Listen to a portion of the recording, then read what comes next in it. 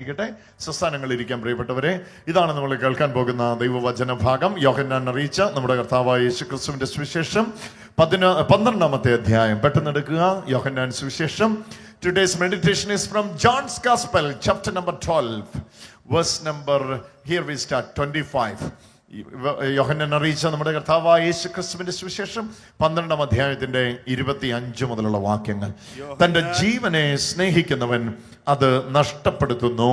ഈ ലോകത്തിൽ തന്റെ ജീവനെ ദ്വേഷിക്കുന്നവൻ നിത്യജീവനിലേക്ക് അതിനെ കാത്തു സൂക്ഷിക്കുന്നു.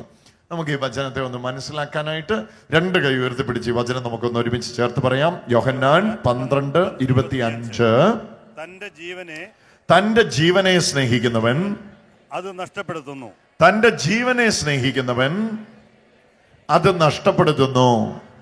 വച്ചത് പറയാം. തന്റെ ജീവനെ സ്നേഹിക്കുന്നവൻ അത് നഷ്ടപ്പെടുത്തുന്നു. ഈ ലോകത്തിൽ തന്റെ ജീവനെ ദ്വേഷിക്കുന്നവൻ നിത്യജീവനിലേക്ക് അതിനെ കാത്തു സൂക്ഷിക്കുന്നു. Hallelujah, hallelujah. നന്നായിട്ട് കരമുയർത്തി പറയുക ഹല്ലേലൂയ. എന്തിനെ കുറിച്ചാണ് ഇവിടെ പറയുന്നത്? ജീവനെ കുറിച്ചാണ് ഇവിടെ പറയുന്നത്. എന്തിനെ കുറിച്ചാണ് പറയുന്നത്? ജീവനെ കുറിച്ച്. Verse is talking about the life. ഈ വചനം സംസാരിക്കുന്നത് ജീവനെ കുറിച്ചാണ്. ജീവനെ കുറിച്ച് പറയുമ്പോൾ രണ്ട് കാര്യങ്ങൾ ഈ രണ്ട് ഭാഗത്തായിട്ട് ഈ വചനത്തിൽ പറയുന്നുണ്ട്. യോഹന്നാൻ 12:25. ആദ്യത്തേത് തന്റെ ജീവനെ സ്നേഹിക്കുക എന്നുള്ളതാണ്. അപ്പൊ തന്റെ ജീവനെ സ്നേഹിക്കുമ്പോൾ എന്ത് സംഭവിക്കും? ആരെങ്കിലും തന്റെ ജീവനെ സ്നേഹിച്ചാൽ അത് നഷ്ടപ്പെടുത്തും. Hallelujah, hallelujah. ജീവനെ സ്നേഹിച്ചാൽ അത് നഷ്ടപ്പെടുത്തുമെന്നോ? ജീവനെ സ്നേഹിച്ചാലല്ലേ അത് നിലനിർത്തുന്നേ. ജീവനെ ആരെങ്കിലും സ്നേഹിച്ചാൽ നഷ്ടപ്പെടുത്തുമെന്നോ? അപ്പൊ വായിച്ചതിൽ എന്തോ അല്ലെ, ഒന്നുകൂടെ വായിച്ചു നോക്കാം. അങ്ങനെ തന്റെ ജീവനെ സ്നേഹിക്കുന്നവൻ അത് നഷ്ടപ്പെടുത്തുന്നു. തന്റെ ജീവനെ സ്നേഹിക്കുന്നവൻ അത് നഷ്ടപ്പെടുത്തുന്നു. ജീവനെ സ്നേഹിക്കുന്നവൻ ജീവനെ നഷ്ടപ്പെടുത്തുന്നു എന്നോ? നിർത്തണ്ട, അടുത്ത വാക്കോടെ വായിക്കാം. ഈ ലോകത്തിൽ തന്റെ ജീവനെ ദോഷിക്കുന്നവൻ. രണ്ട് കൂട്ടരാണ് ഇവിടെ ഉള്ളത്. ഒന്ന് ജീവനെ സ്നേഹിക്കുന്നവൻ, രണ്ട് ജീവനെ ദ്വേഷിക്കുന്നവർ. ദ്വേഷിക്കുക എന്ന് പറഞ്ഞാൽ എന്താണ്? വെറുക്കുക. കൈ ഉയർത്തി പറയാ. ജീവനെ സ്നേഹിക്കുന്നവരുണ്ട്, ജീവനെ വെറുക്കുന്നവരുണ്ട്. സ്നേഹിക്കുന്നവർ നഷ്ടപ്പെടുത്തും, ദ്വേഷിക്കുന്നവർ അല്ലെങ്കിൽ വെറുക്കുന്നവർ അവർക്ക് എന്നാ സംഭവിക്കും? അടുത്തോട് വായിച്ചോ. ഈ ലോകത്തിൽ തന്റെ ജീവനെ ദ്വേഷിക്കുന്നവൻ നിത്യജീവനിലേക്ക് അതിനെ കാത്തുകൊള്ളും. കരമടിച്ചൊന്ന് ഈശോയ്ക്ക് ആരാധന കൊടുക്കാം. അപ്പോ രണ്ട് ചാൻസ്. ഇത് മനസ്സിലാക്കാൻ ഇച്ചിരി ബുദ്ധിമുട്ടുള്ള ഭാഗമാണ്. നന്നായിട്ടൊരു 10 നിമിഷം നിങ്ങൾ ശ്രദ്ധിച്ചാലേ ഈ വചനം മനസ്സിലാകുള്ളൂ. ഇത് നമുക്ക് തുറന്ന് കർത്താവ് തരികയാണ്. അടുത്തിരിക്കുന്ന ആളെ തട്ടി വിളിച്ച് പറഞ്ഞ് നന്നായിട്ട് ശ്രദ്ധിക്കണം. ഹല്ലേലൂയ. തന്റെ ജീവനെ സ്നേഹിക്കുന്നവൻ അതിനെ നഷ്ടപ്പെടുത്തും. അപ്പം ജീവനെ നഷ്ടപ്പെടുത്താൻ എന്താണ് വഴിയുള്ളത്? തന്റെ ജീവനെ സ്നേഹിച്ചാൽ മതി. ഇനി ജീവനെ നേടാൻ എന്താണ് വഴിയുള്ളത്? ജീവനെ നേടാൻ എന്താ വഴിയുള്ളത്? ജീവനെ ദ്വേഷിച്ചാൽ അവൻ അതിനെ നേടും. ഇത് മനസ്സിലാകണമെങ്കിൽ തൊട്ടുമേളിലുള്ള ഭാഗം കൂടെ ചേർത്ത് വായിക്കണം. ഇത് ഈശോ പറയുന്നത് ഒരു പ്രത്യേക സന്ദർഭത്തിലാണ്. ഈ വചനം മനസ്സിലാക്കാൻ ഇതിന്റെ കോണ്ടെക്സ്റ്റിലേക്ക് വരണം നമ്മൾ. എന്താണ് ഇവിടുത്തെ കോണ്ടെക്സ്റ്റ്? തൊട്ടുമേളത്തെ വചനം നിങ്ങൾ നോക്കിക്കേ. ഈ തിരുനാളിൽ ആരാധിക്കാനായി വന്നവരിൽ 20-ാമത്തെ വചനം മുതൽ, യോഹന്നാൻ 12:20 മുതൽ, തിരുനാളിൽ ആരാധിക്കാനായി വന്നവരിൽ ഏതാനും ഗ്രീക്കുകാരുണ്ടായിരുന്നു. ആ ഗ്രീക്കുകാര് ഈശോയുടെ ശിഷ്യന്മാരുടെ ഗ്രൂപ്പിൽ ഗ്രീക്ക് ഭാഷ നന്നായി സംസാരിക്കാൻ അറിയാവുന്ന പീലിപ്പോസിനെ സമീപിച്ചിട്ട് പറഞ്ഞു, കർത്താവിനെ ഒന്ന് പ്രൈവറ്റ് ആയിട്ട് കാണാൻ പറ്റുമോ? എന്നാ ചോദിച്ചേ? ഈശോയെ ഒന്ന് കാണാൻ പറ്റുമോ?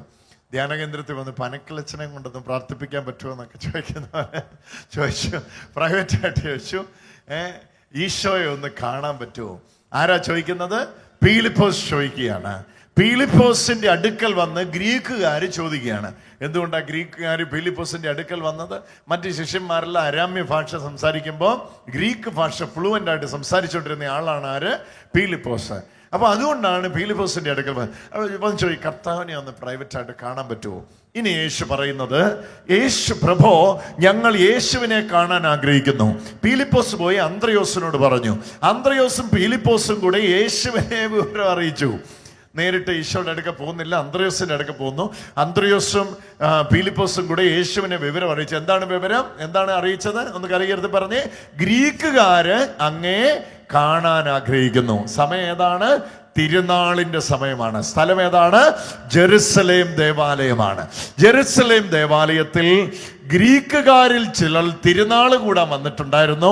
ആ തിരുനാൾ കൂടാൻ വന്നവരിൽ ചിലർക്ക് ഈശോയെ കാണണമെന്ന് ആഗ്രഹം ഉണ്ടായിരുന്നു. കാണാൻ ആഗ്രഹമുണ്ടെന്ന് പീലിപ്പോസിനെ അറിയിച്ചപ്പോ പീലിപ്പോസ് അന്ത്രയോസിനെ അറിയിച്ചു. അന്ത്രയോസും പീലിപ്പോസും കൂടെ പോയി കർത്താവിനെ അറിയിച്ചു. ഇത്രയും മനസ്സിലായെങ്കിൽ ഒന്ന് കൈയടിച്ചൊന്ന് ഈശോയ്ക്ക് ആരാധന കൊടുത്തേ. അപ്പോ ഇപ്പോ ഈശോയെ അറിയിച്ചിരിക്കുകയാണ്, ഗ്രീക്കുകാർ അങ്ങേ കാണാൻ ആഗ്രഹിക്കുന്നു. അപ്പൊ ഈശോയ്ക്ക് രണ്ട് ഉത്തരം പറയാം. എന്തൊക്കെയാണ് ഉത്തരം? രണ്ടെണ്ണം. ഒന്ന് പറഞ്ഞേ. ഒന്നുകിൽ എനിക്ക് കാണാൻ താല്പര്യം ഉണ്ടെന്ന് പറയാം, അല്ലെങ്കിൽ എന്താ രണ്ടാമത്തത്? എനിക്ക് കാണാൻ താല്പര്യം ഇല്ലെന്ന് പറയാം. പക്ഷെ നിങ്ങൾ ആരെങ്കിലും ഇങ്ങനെ ഒരു ഉത്തരം പ്രതീക്ഷിക്കുന്നുണ്ടോ? എന്താണ് ഈശോ പറയുന്ന ഉത്തരം? ഒന്ന് ശ്രദ്ധിച്ചു കേൾക്കൂ. രാജേട്ടൻ അത് വായിക്കും, ശ്രദ്ധിച്ചു കേട്ടോണേ. 24 മുതലുള്ള വചനങ്ങൾ. യേശു പറഞ്ഞു, മനുഷ്യപുത്രൻ മഹത്വപ്പെടാനുള്ള സമയമായിരിക്കുന്നു. കരമുയർത്തി ഒന്ന് പറഞ്ഞ്, മനുഷ്യപുത്രൻ മഹത്വപ്പെടാനുള്ള സമയമായിരിക്കുന്നു. എന്താണ് ഈശോയോട് ചോദിച്ചത്? കാണാൻ പറ്റുമോ? ഉടനെ ഈശോ എന്താ മറുപടി പറഞ്ഞത്? മനുഷ്യപുത്രൻ മഹത്വപ്പെടാനുള്ള സമയമായിരിക്കുന്നു. ഇനി തുടർമാനമായിട്ട് അടുത്ത പറയുന്നത് എന്താണെന്ന് ശ്രദ്ധിച്ചോണേ. അടുത്ത നോക്കണേ. 24-ാമത്തെ വചനം. സത്യസത്യമായി വായിച്ചോ. സത്യസത്യമായി ഞാൻ നിങ്ങളോട് പറയുന്നു, ഗോതമ്പ് മണി നിലത്ത് വീണ് അഴിയുന്നില്ലെങ്കിൽ അത് അതേപടിയിരിക്കും. ഹല്ലേലൂയാ. എന്താ ഈശോയോട് ചോദിച്ചത്? കാണാൻ പറ്റുമോ? ഈശോ ഇപ്പൊ എന്താ പറയുന്നത്? ഗോതമ്പ് മണി നിലത്ത് വീണ് അഴിയുന്നില്ലെങ്കിൽ അതേപടിയിരിക്കും. അടുത്തതോട് വായിച്ചോ. അഴിയുന്നെങ്കിലോ അത് വളരെ ഫലം പുറപ്പെടുവിക്കും. അഴിയുന്നെങ്കിലോ അത് വളരെ ഫലം പുറപ്പെടുവിക്കും. കൈയടിച്ചൊന്ന് ഈശോയ്ക്ക് ആരാധന കൊടുത്തേ. അപ്പൊ ഇത്രയും മനുഷ്യരിവിടെ വന്നിട്ട്, ആയിരക്കണക്കിന് മക്കൾ ഇവിടെ വന്നിട്ട്, ഞാൻ ഒരു ചോദ്യം വളരെ ഓപ്പണായിട്ട് ചോദിക്കട്ടെ. ഗ്രീക്കുകാർ കാണാൻ ആഗ്രഹിക്കുന്നു, കാണാൻ പറ്റുമെന്ന് ചോദിച്ചപ്പോ ഈ ഗോതമ്പ് മണിയുടെ കാര്യം പറഞ്ഞാൽ എന്താ മനസ്സിലാകുന്നേ? ഈ ഗോതമ്പ് മണിയും കാണുന്നതും തമ്മിൽ എന്തെങ്കിലും ബന്ധമുണ്ടോ? ഈശോയെ കാണാൻ ആഗ്രഹിച്ചവരോട് ഗോതമ്പ് മണിയുടെ കാര്യം പറഞ്ഞിട്ട് വല്ല കാര്യമുണ്ടോ? എന്താണ് ഇത് തമ്മിലുള്ള ബന്ധം? ഇനിയാണ് നമ്മൾ ആ വചനത്തിലേക്ക് നന്നായിട്ട് ശ്രദ്ധിക്കേണ്ടത്. ഒന്നുകൂടെ നന്നായിട്ട് ശ്രദ്ധിച്ചോ. ഒന്നുകൂടെ അത് വായിക്കുകയാണ്. 24-ാമത്തെ വചനം. സത്യസത്യമായിട്ട് ഞാൻ നിങ്ങളോട് പറയുന്നു. സത്യം സത്യമായി